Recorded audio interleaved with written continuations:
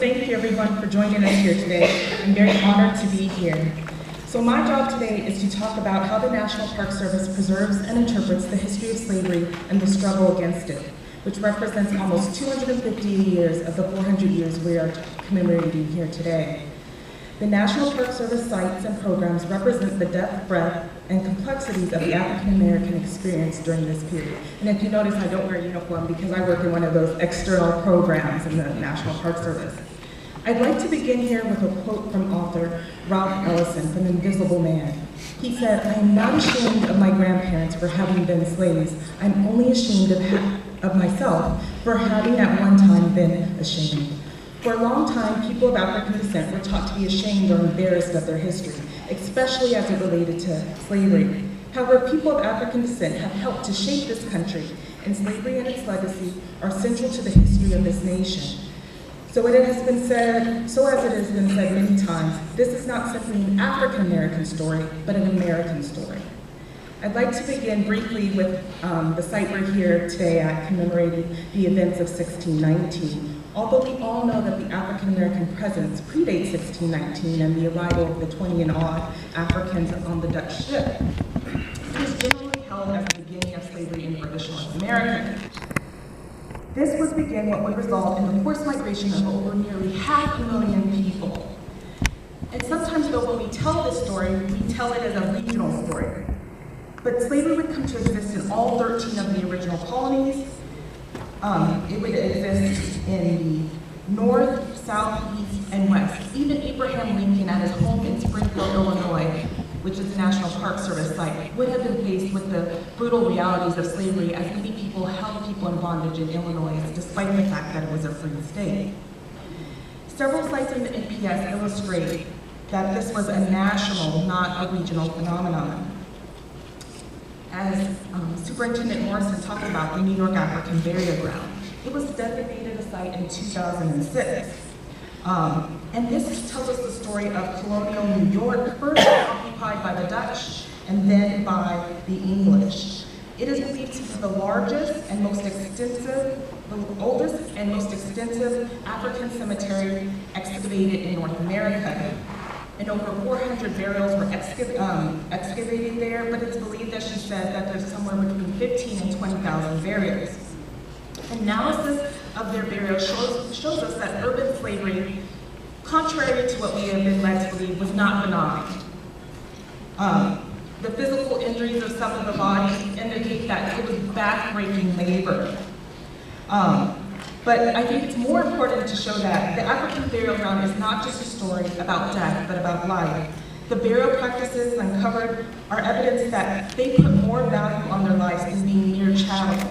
And also this formation of a community that sought to honor and bury their loved ones.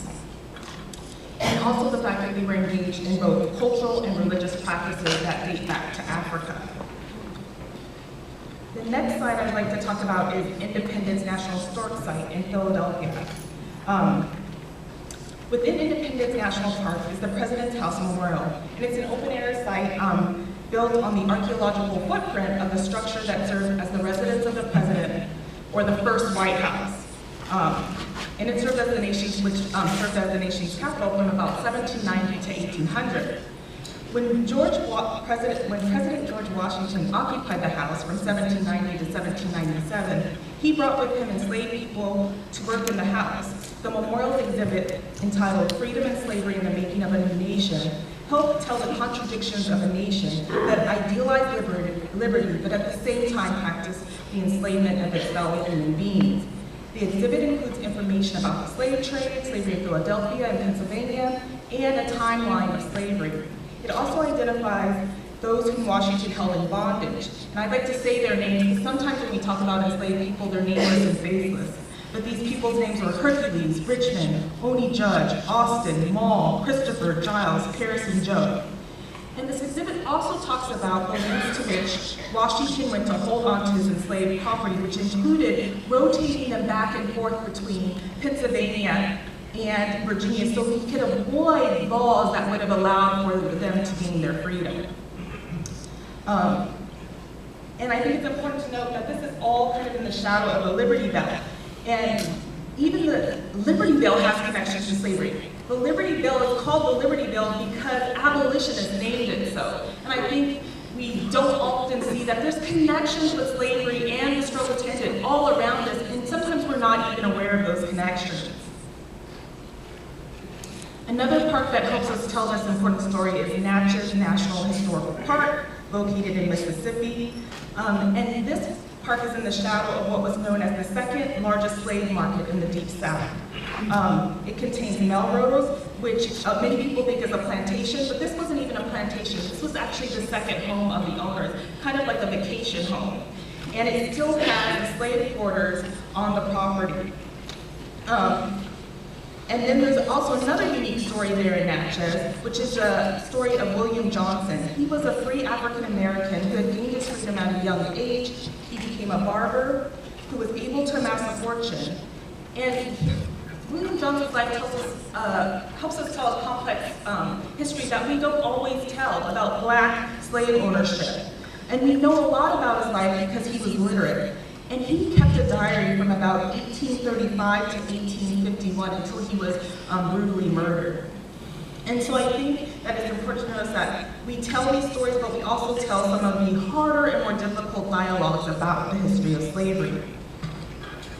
Another site within the National Park Service is the Kingsley Plantation located in Florida, right outside of Jacksonville.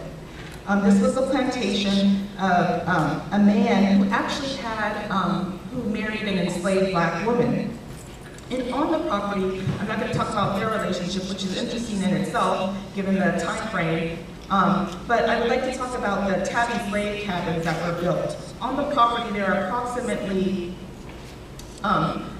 several tabby cabins, and these were built using a technology that these enslaved Africans brought with them from Africa, which used a mixture that included oyster shells. And so I think it's important. I remember, I went to school not far from here at William and Mary, and I worked at Colonial Williamsburg in the archaeological lab. And one of the interpreters there who interpreted slavery and the African-American experience in Colonial Williamsburg, which over half of the population was enslaved, he would say, when we look at things such as these slave cabins that were constructed using African technology, it shows us that contrary to popular belief, while they may have come empty-handed, they did not come empty-headed. And I think that's an important fact for us to remember.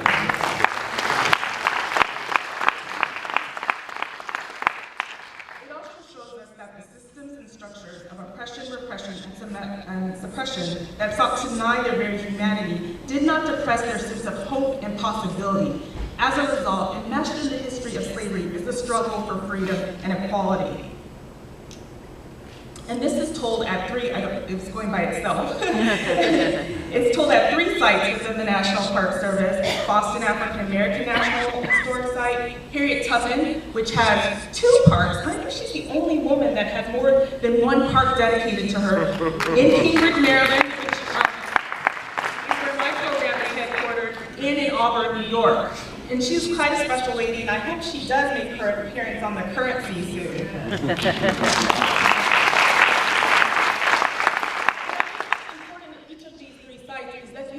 People who obtained their freedom through either legal or extra-legal means, but that wasn't enough for them. Their struggle did not end there. They committed themselves to making sure that others got their freedom, because they realized that as long as the majority of the African-American population remained in slavery, because of the presumption that skin color was equated to slavery, that their own freedom was precarious. And so they dedicated themselves to fighting against the institution of slavery, holding meetings, creating schools, and doing all these other social activism that they thought was part of the fight, not just for freedom, but for true equality.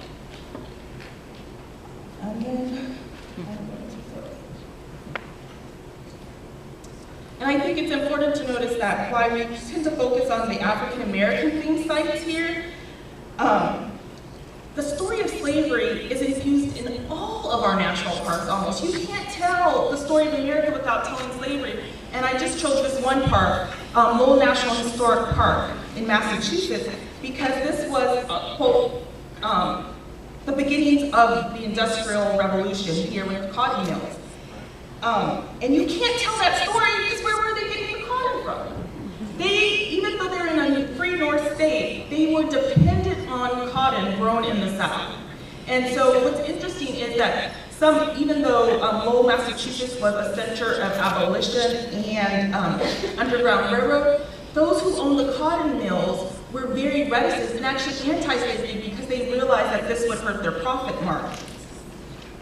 So we often labor under the mistaken idea that slavery was relatively important to the northern economy, but fights such as this show us quite another story. Also, you can't even tell the story of women's rights National Historical Park without telling the story of slavery, because the women's rights movement arose out of the anti-slavery movement.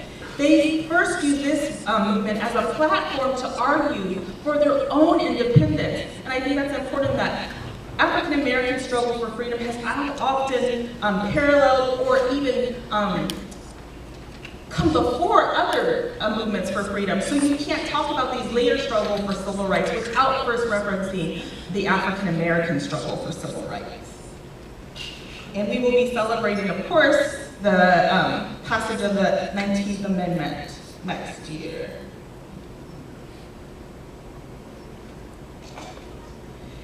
And now I would like to talk about the fact that we do represent this history in our parks, but the National Park Service does have several programs that are outside of the parks.